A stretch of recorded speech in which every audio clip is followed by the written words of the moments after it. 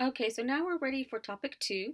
You can see the focus is on presenting some initial data from table 1, and really that's not quite enough or right. So you need to add this as a note, especially if you're going for the A-level response, which includes or would involve doing a topic sentence, a sentence that introduces what your paragraph is going to be about for that topic. And by the way, if you are doing a sentence that introduces the general focus of your paragraph and the content and what you're focused on, that introductory sentence should be within the same, which should be part of that very paragraph.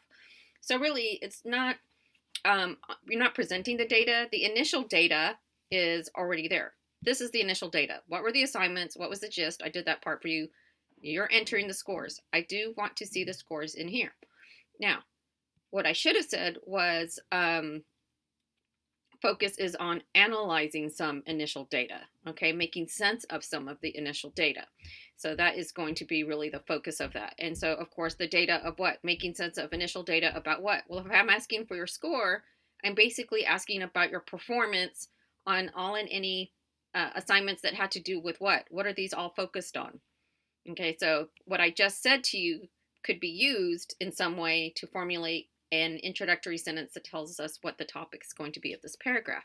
Don't forget what I said in a previous video when I said what should be true of all paragraphs in this assignment. So let's go ahead and continue with the questions.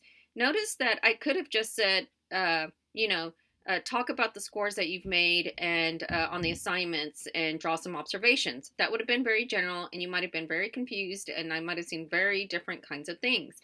So I do have the questions here to help you focus your answer and to create some content that I am interested in and that I think you should be interested in. That said, we're following the video to get missing requirements and information and whatnot. Okay, so let's go through these questions. What do you notice about your scores? Okay, so of course you want to be thinking about your scores in terms of performance, but right now we're just focused on scores. And that's a general question. So you might be very confused. You might be like, I don't know, I don't know what to say about my scores. That's why I have the follow-up questions. So the questions that come after this one are designed to help you answer the bigger question. This isn't necessarily a separate question. All right, so what was your total average for all scores? So then when I say all scores, I'm not talking about any in table 2. I'm talking only about those for table 1. So you should have the average for 1, 2, 3, 4, 5, 6 scores. Now, this might seem rudimentary and too fundamental, but I actually did have a student in responding to a wrapper. I said, what was the average score for your first 2 argument markup attempts? And she just listed her scores. So just to make sure we're all on the same page, when I ask for an average of something, you're adding up the score for each thing that I want factored into your average. So when I ask for the average of all of the table 1 scores, you're adding each of your grades or scores, and then you divide it by the number of items that you've added up. So if you have 6 scores, you add up each score, then you take that sum and you divide it by 6, since that is the number of scores that you added up, and this results in your average for that kind of assignment. Now, I actually have you analyze your data and break it down into other units in terms of averages. So as you can see, that's what I have that. So don't forget what I said about incorporating question stems into your responses. I do not need to see the math. In fact, don't show me the math. I'm not interested in the math. Just give me the final result. If you're going for the A-level response, you could say, the average for my 6 scores was blank divided by blank means, or you could say, the sum for my scores was this, and when I divided it by blank, I got the average of. But I don't want you to relist your scores here. So don't list, I already see all your scores here. So I don't want you to do like, score plus score plus score plus score. I don't want to see a mathematical equation like that, not like that. Or you can just give me the average. Okay, if you're not going for that A-level response, you can just say my total average for all scores. You could even say in table 1 to add coherence and be precise. It's not was or is blah blah blah. Then notice that I have you focus on your average scores for specific things, specific sets of assignments within the table. What was the average score for the initial soft talk lessons on argument analysis and clarification? That is, and what I'm referring to then is week 4 task 1B and week 4 task 2A.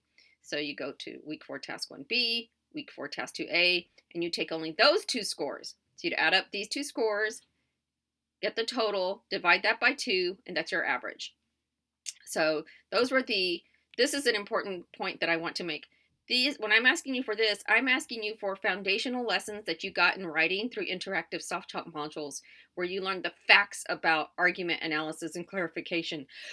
So that was a foundation that you were to have prior to working through some videos, some coaching, some more rules, some lessons, some elaboration on what you learned in the soft talk modules.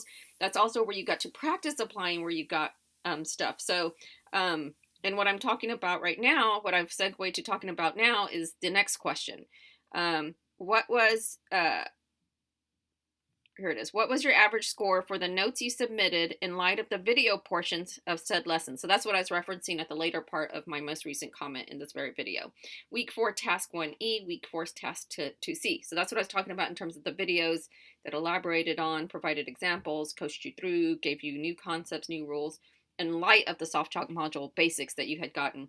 So then I want you to focus just on the scores for just those 2 things. So that would be, of course, week 4, task 1E, week 4, task 2C. And then finally, I want the average score for the last 2 items. And even though this one focuses on, what you learned about moral arguments and non-moral arguments, the checklist, what has to be in an argument for it to be a properly constructed moral argument, what differentiates a moral argument from a non-moral argument. Of course, you learned about different kinds of moral statements. What separates a statement from a non-moral statement from a moral statement? How can you further, dissect moral statements into general moral principles and particular moral judgments? And this was on complex lessons. And of course, these all interlink up in some way a lot of the time. I still want your average because these are what I'm considering more advanced lessons. So when you're reporting your scores or your average for the scores here, you could even incorporate that. This notice that I say here, more advanced lessons on argument analysis. Now, so that's giving me some information. You're doing some number crunching, but that's not enough. So here's a missing requirement. So notice that I say, what do you notice about your scores? So we got the averages, so we got a sense of how you do on certain kinds of assignments. So then looking at your averages, did you tend to do better on the soft talk modules when you look at the average for that? Or did you tend to do better on the, where you had to submit notes for following videos that followed soft talk modules? Okay, if you did better on the soft talk modules, you need to offer an interpretation. Why do you think you did better on the soft talk modules than you did on the notes that you submitted? Or vice versa. Did you do worse on the soft talk modules, but better with your scores for submitting notes based on the videos? Why do you think that is? And so that's where it's a little bit subjective. So you're still using objective data, right? Facts about the class, facts about the scores that you got, your averages, but you're still offering me your own subjective interpretation based on what you know about yourself.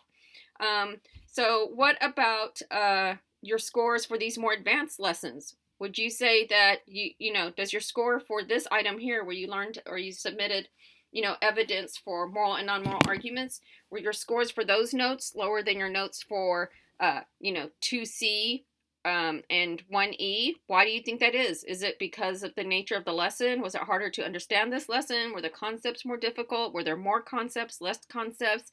Was it really different from what you had learned before about arguments? Same thing here. How does this score compare to, either, 2C and 1E, or your average, I should say? How does it compare to your average score for just the module lessons? Other observations you can make and should make. Do your scores start off low and they continually get higher, even if, you can have some dips. You have like a 90, an 80, 100, 95, 105, 110. Then you could say that generally your scores went up. Even though you kind of went up and down, generally the scores were getting higher and higher. Or did you start off with really good scores here and then they went down? And so you can chunk this whatever way you want. But just know that if I see something that looks really apparent, I might be wondering and ask, well, why didn't they notice that observation? Because that's a big one to make. So what stands out to you, when you're looking at the averages that you got for the different kinds of assignments in here? And as you point out those things, tell me why you think that is the case. Why do you think, you did better with the note taking, with your scores for note taking? Why do you think you did worse when it came to XYZ? Okay. So this is definitely going to be at least a paragraph. It might be two. If we were going with the gist of how long what that might look like on a formatted page of 1 inches, double spaced, 11-point Arial font, that might be 2/3 of a page. Or if you're very succinct, then it could be that this is all done in a paragraph. Maybe it's half a page with those formats. If you want sentence minimums, you're like, Dr. C, please give me some kind of sentence. I mean, I can give you the gist. I would say it's going to be at least 1, 2, 3, 4, 5, 6, 7. I'm going to say there's going to be at least 7 sentences. Maybe an A-level response will have 10 sentences. That said, if you have something that is, let's say, more than 6 or 7 sentences or more than half a page, I want you to break that paragraph up into 2 logical units. I do not like to read paragraphs that are longer than half a page, and it's important to learn how to bundle your thoughts. Just make sure that if you do start a new paragraph for a given topic, that you start the new paragraph at a logical point in your discussion for that topic. So notice that I did say that you might have 2 paragraphs for a single topic, and that's okay. All right, it might be needed.